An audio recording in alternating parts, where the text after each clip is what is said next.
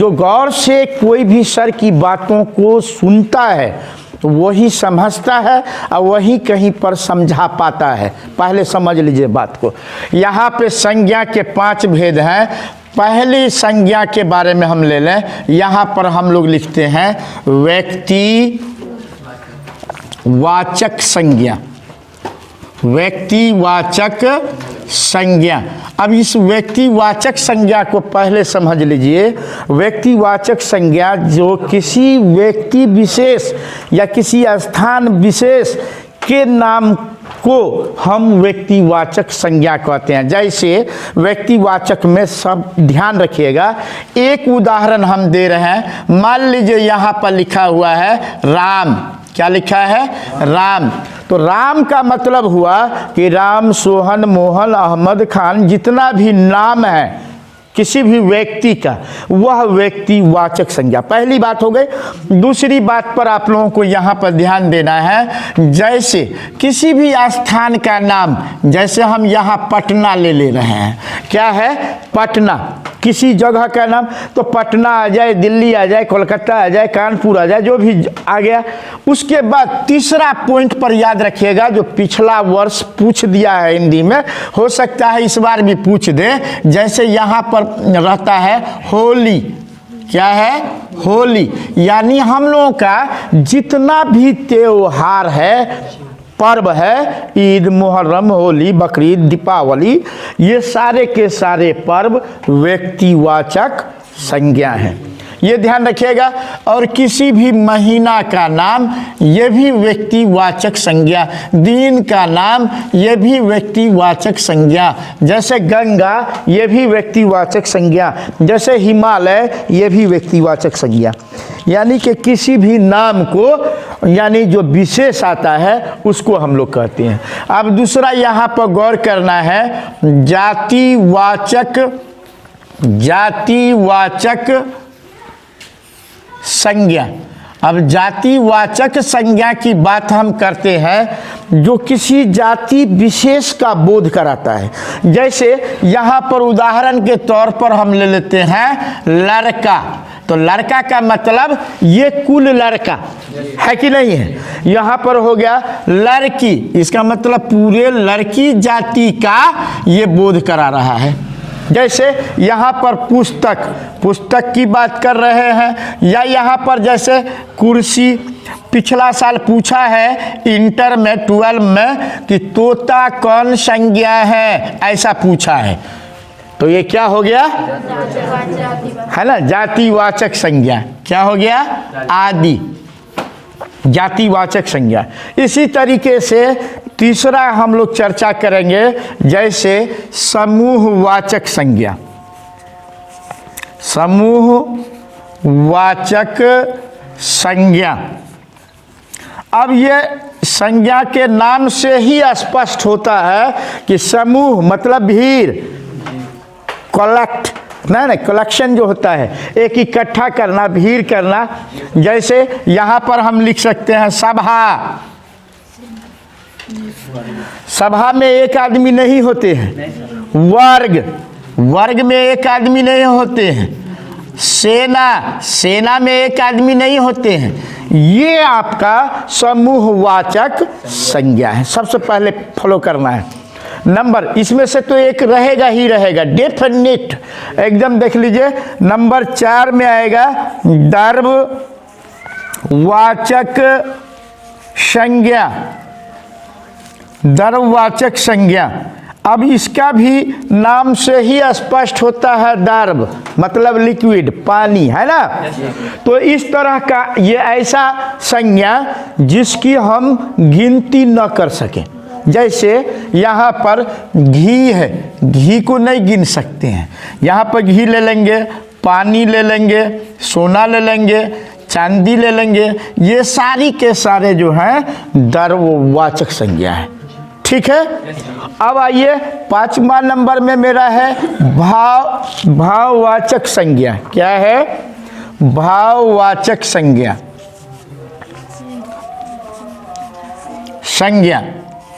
अब देखिए इसमें स्पष्ट है, इसको गौर कीजिएगा। जैसे मान लीजिए दर्द, दर्द जब हमको होता है तो हम देखते नहीं हैं, एहसास करते हैं कि दर्द हो रहा है। तो हम लोग इसको भी ले सकते हैं। जैसे हवा, हवा को हम लोग देखते नहीं हैं, एहसास करते हैं हवा चल रही है। जैसे सुंदरता, सुंदरता भी एहसास करने की चीज़ है। सुंदरता, मानवता, बुढ़ापा, ये सब ये आदि भाववाचक संज्ञा है। ये सब को जो है नोट कर लीजिएगा तो क्या होगा कि एकदम कभी अगर मिस कर गए, ब्रेन से हट गया, तो एक एक पॉइंट को हम देख लेंगे और मेरे दिमाग में आ जाएगा। ठीक है। सर्वनाम में ज़्यादा नहीं 2-3 क्वेश्चन हमेशा पूछता है, उसको भी हम दिखाते हैं कैसे पूछता है। इसको मिटा दे।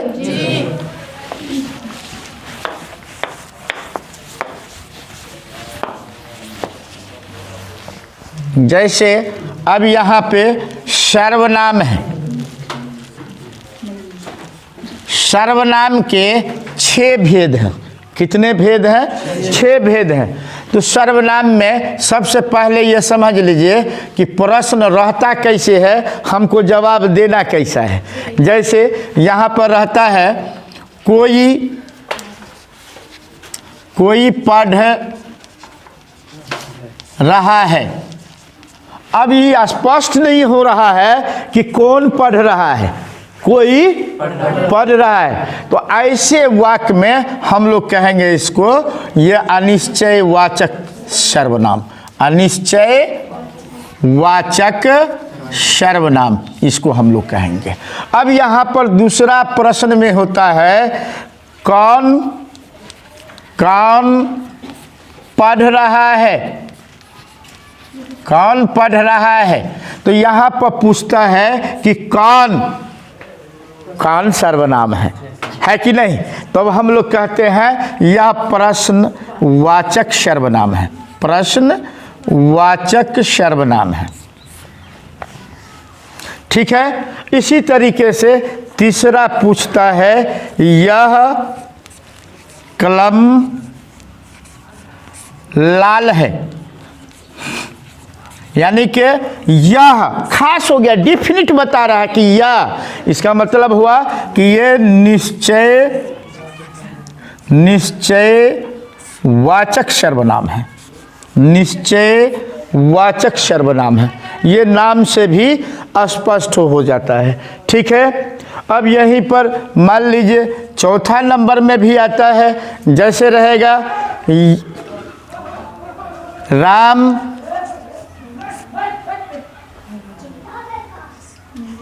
राम मेरा अपना भाई है।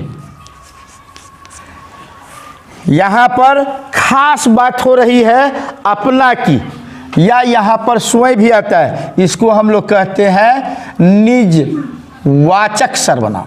क्या कहते हैं? निज वाचक सर्वनाम। ज़्यादातर इसी टाइप का क्वेश्चन सर्वनाम से आता है। ठीक है। अब क्वेश्चन अगला इसमें हम देखते हैं, मिटा दे इसको।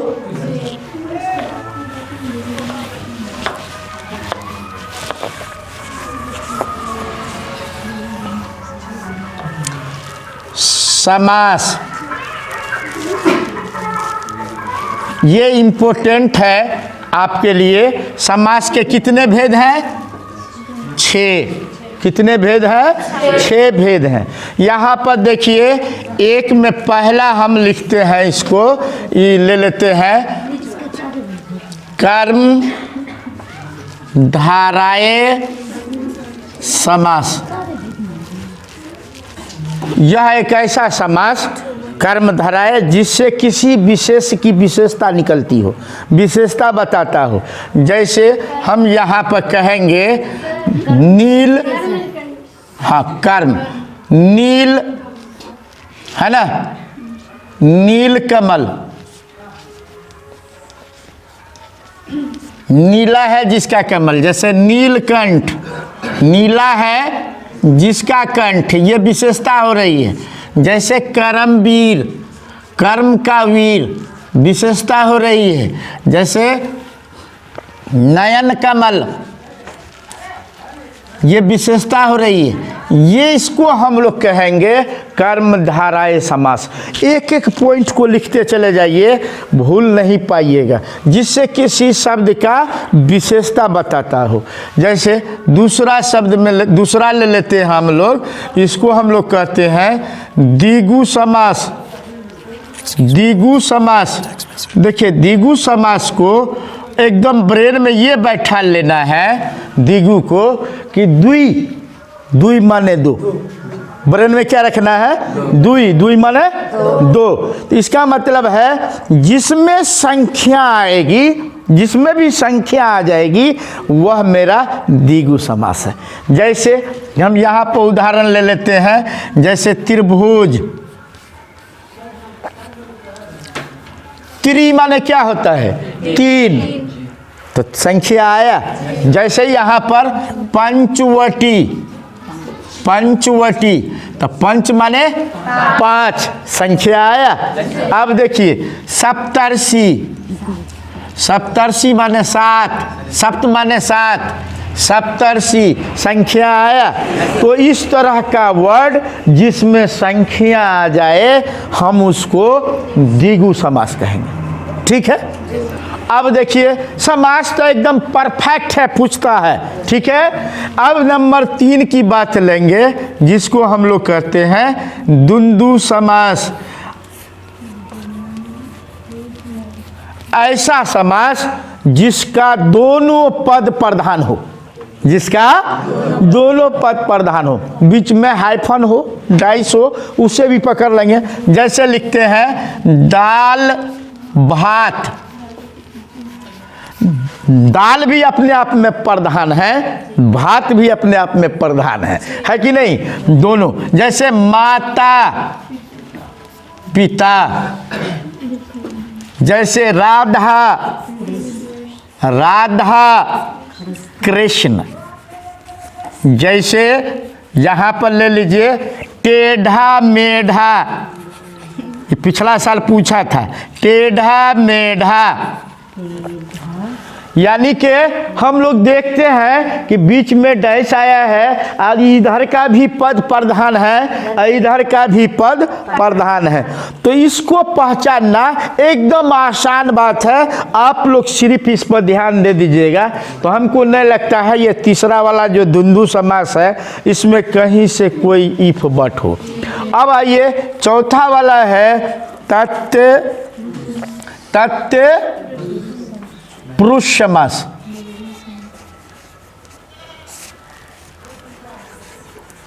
समास अब इसको देख लीजिए। जैसे रसोई, रसोई घर, यानी इसका विशेष हो गया कि यह किसी न किसी से अटैच की बात बता रहा है कि रसोई तब उसका घर। जैसे चीरी, चीरी मार, यानी कि ये चिड़िया को मारने वाला जो है उसको हम चीरी मार कहते हैं। तो मारने वाला तो कोई पुरुष ही होगा, इसलिए ये तथ्य पुरुष समास, रसोई घर या चीरी मार, इस तरह का सेंटेंस को हमको पकड़ना है। 5 नंबर में देखिए अव्यय भाव समास। ये अव्यय भाव समास का मतलब होता है कि कोई भी काम हम लोग करते हैं तेजी से, धीरे धीरे, रोज, प्रतिदिन, है ना, वह प्रतिदिन पढ़ता है ना। तो ऐसे ऐसे यानी इसको वाक्य को, सेंटेंस को हम लोग अव्यय भाव समास कहते हैं। जैसे यहाँ पर एक उदाहरण ले लेंगे, प्रतिदिन मतलब हुआ रोज रोज। जैसे यथासंभव, यथासंभव। जैसे हम ले लेंगे आजन्म, है ना, आजीवन।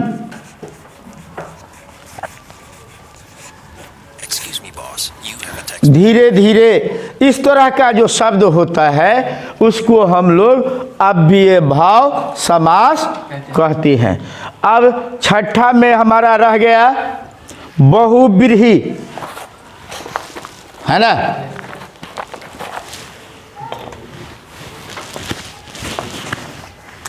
बहुव्रीहि,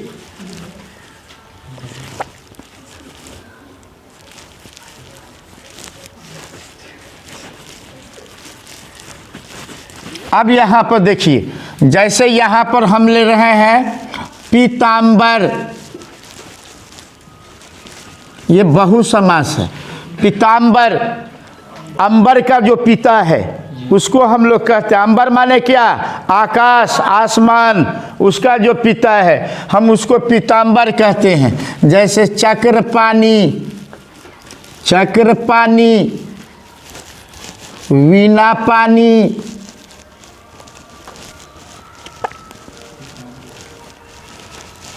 ये सब बहुव्रीहि समास है। जल्दी नोट कीजिए। हो गया ना? Very good.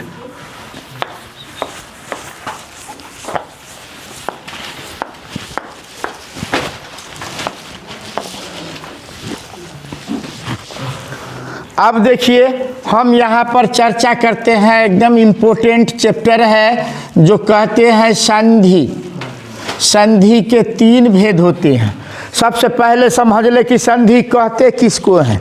जो दो वर्णों के मेल से उत्पन्न विकार हो, जो दो वर्णों के मेल से उत्पन्न विकार हो उसे हम संधि कहते हैं। ठीक है। अब संधि के देखिए 3 भेद हैं। तो पहला यहाँ पर हम लिख लेंगे, पहला लिखते हैं स्वर संधि। क्या लिखे? स्वर संधि। अब परीक्षा में आपको कैसे घुमा देता है, संधि विच्छेद नहीं देता है, पहचानने के लिए दे देगा कि जैसे यहाँ पर दे देगा विद्यार्थी, कहेगा विद्यार्थी कौन संधि है, आपको पहचानना है। अभी तो हम स्वर संधि के सामने में लिख दिया, आराम से आप कह दीजिए सर विद्यार्थी तो स्वर संधि है, लेकिन कैसे? प्रश्न उठता है कि कैसे।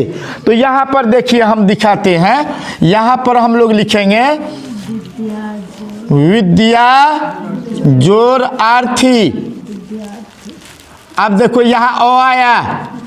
अगर यहाँ पर ये शब्द पर गौर कीजिए सब आदमी, यहाँ पर अगर ओ आ ए ऐ ई उ ये सब वर्ड आता है, एकदम पकड़ लेना आँख बंद करके कि ये जो है आपका स्वर संधि है।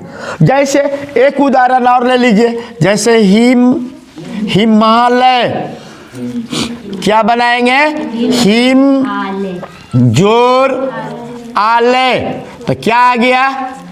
आ गया, आया। जैसे एक और उदाहरण ले लीजिए, एक कैक, हम बनाएंगे इसको एक जोर एक, ये आया।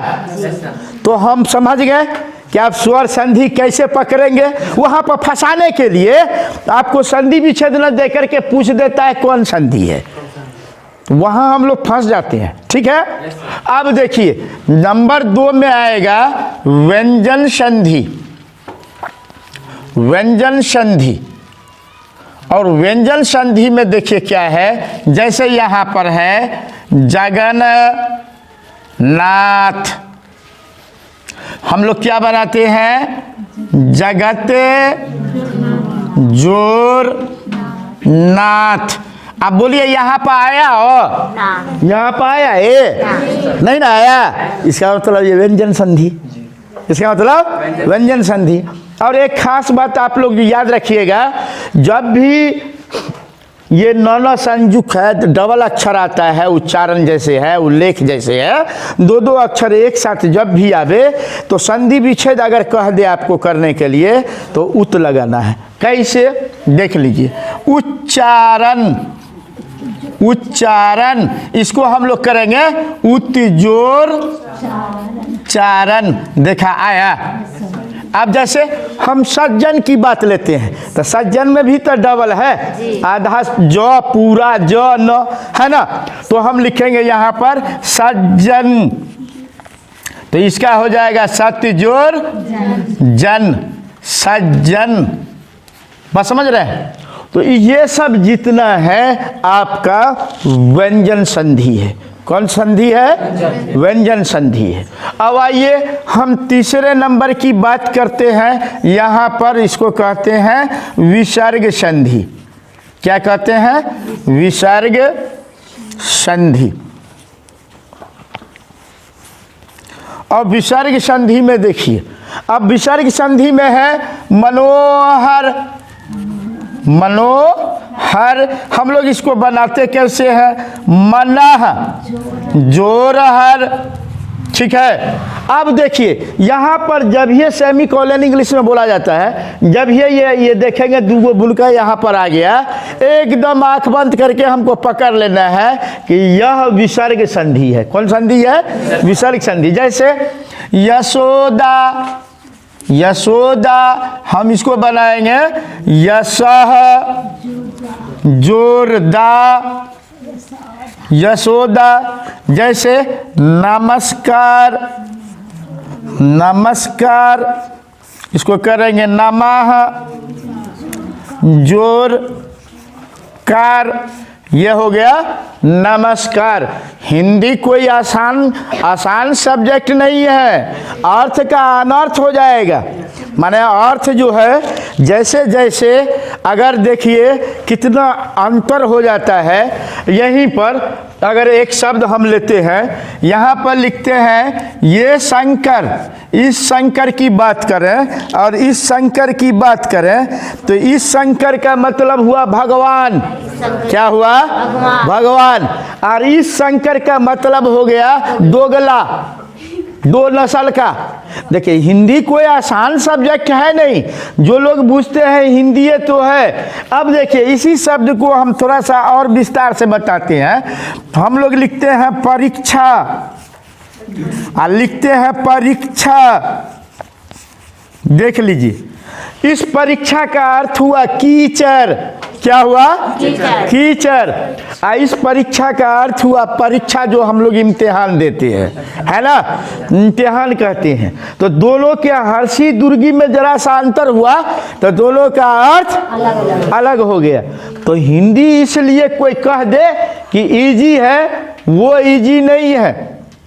जैसे उर्दू में कहता है ना कि नुक्ता के हेर फेर से खुदा जुदा हो जाती है, वैसे हिंदी में भी है कि अगर थोड़ा सा अगर आप इसको, अब देखिए यहाँ पर हम लिखा अंश, यहाँ पर ऐसे लिख दिया अंश। अब इस अंश का अर्थ हो गया हिस्सा। ऊपर में जो अंश है उसका हो गया हिस्सा, और नीचे में जो अंश है उसका क्या हो गया? कंधा। तो फर्क हो गया ना। तो हिंदी को कोई इजी वे में लेता है कि हिंदी ये तो है, क्या है? लिटरेचर है। हिंदी क्या है? लिटरेचर है। इंग्लिश क्या है? लिटरेचर है। उर्दू क्या है? लिटरेचर है, भाषा है, लैंग्वेज है। उसमें कहीं भी फंस जाता है और इस सब विषय में ज़्यादा नंबर भी नहीं उठता है। यही सब कारण है, इस सब पे ध्यान देना है। ठीक है। अब अगला क्वेश्चन हम बताते हैं, मिटा दें।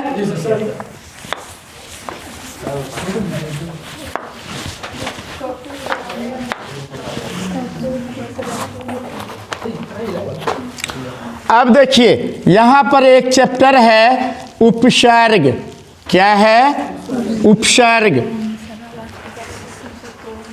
उपे से लगता है उप असर्ग, यही अलग कर दे रहा है। जो शब्द किसी शब्द के शुरू में जुड़कर नवीन शब्द बनाता हो उसको हम उपसर्ग कहते हैं। कैसे? देख लीजिए। जैसे उदाहरण के तौर पर उपहार, क्या हो गया? उप, तब हुआ हार। क्या हो गया? उप, तब हुआ हार। इसी तरीके से जैसे एक बार सीटेट की परीक्षा मैं देने के लिए गया था तो हमको पूछ दिया था, क्या पूछा था? बेघर। क्या पूछा था? बेघर। तो देखिए इसमें बे पहले बोलते हैं बे और तब बोलते हैं घर, तो शुरू में जुड़ के बेघर कर दिया, बेढब कर दिया, है ना। तो इस पर हमको अब यहाँ पर देखिए स्वर्ग, इस पर ध्यान दीजिए, इसको हम लोग पढ़ते हैं सु, इसलिए इसका हो जाएगा स्वर्ग, सु। देख लीजिए किस तरह से इसका हो जाएगा, बस समझ रहे हैं। अब जैसे यहाँ पर हो जाता है कभी कभी गाड़ी वाला, तो गाड़ी तो जुड़ गया ना, अरे पढ़ते नहीं है, उपसर्ग है, तो शुरू की बात हो रही है। अब यहीं पर हो जाएगा अवकाश। क्या बोल रहे हैं? अवकाश। स्पष्ट हो रहा है, अव अलग, काश अलग, है कि नहीं? तो इसलिए आपका यहाँ पर हो गया अब। आप तो हो जाएगा, शुरू में अगर दिया रहेगा तो हो जाएगा। तो यहाँ पर अब जैसे दे देते हैं 59, क्या होगा तौहीद? 59 उन, हाँ वेरी गुड, बैठ जाइए, सही बताया, उन होगा। तो अब इसमें हमको समझ में आ गया कि हमको इसमें जैसे परजा, क्या हो जाएगा? पर, ये हो गया आपका उपसर्ग, ठीक है। अब नंबर 2 में देख लीजिए, यहीं पर जो शब्द प्रत्यय के बारे में लिखते हैं, प्रत्यय के 2 भेद भी होते हैं, ध्यान रखना है। प्रत्यय, जो शब्द किसी शब्द के अंत में आकर जुड़ता है उसको हम प्रत्यय कहते हैं। जैसे यहाँ पर हमने लिखा रक्षक, रक्षक, इसमें क्या आ गया? अक। क्या आ गया? अक। जैसे यहाँ पर देख लीजिए गरिमा, गरिमा में आ गया, क्या आ गया? ईमा, यहाँ ईमा आ गया। जैसे देख लीजिए यहाँ पर लड़ाई, लड़ाई में क्या आ गया? आई। यहाँ पर देख लीजिए चुनौती, चुनौती में क्या आ गया? औटी, है ना। यहीं पर हो गया चटनी, चटनी में क्या हो गया? नी। अब यहीं पर देख लीजिए ये हो जाएगा गाड़ी, वन, तो क्या हो जाएगा? वन, लास्ट वाला, ठीक है। जैसे व्यवहारिक, व्यवहारिक, इसमें आ गया इक, क्या आ गया? इक। जैसे तैराक, तैराक में क्या आया? आक, है ना। जैसे घबराहट, घबराहट, ये हो गया इसमें आहट, इसको हम लोग कहेंगे प्रत्यय। तो अब हम लोग उपसर्ग और प्रत्यय ये भी दोनों समझ गए। अगर इस तरह का पूछता है तो आसानी से हम लोग इसको बना सकते हैं।